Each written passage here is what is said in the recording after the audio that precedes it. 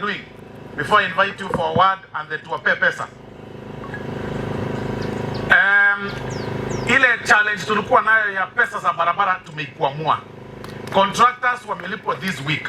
All contractors wa barabara za lami wanarudi on site zile barabara zetu.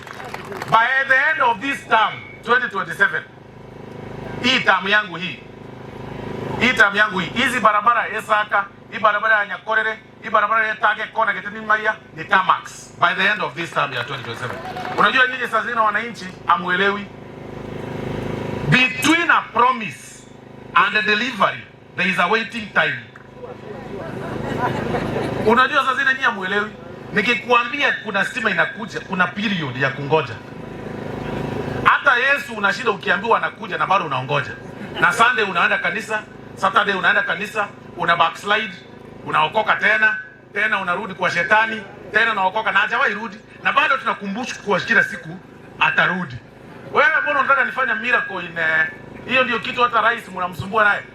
Kenya imekuwa na shida kutoka 1963, lakini you want a president to do a miracle in 2 years in office. How possible is that? Si hata nyinyi you are not being unfair to the president. You are being unfair to the leadership. That is why kwa sababu nimeona viongozi umekuja hapa, you have been sometimes very fair and I mean unfair, because between a promise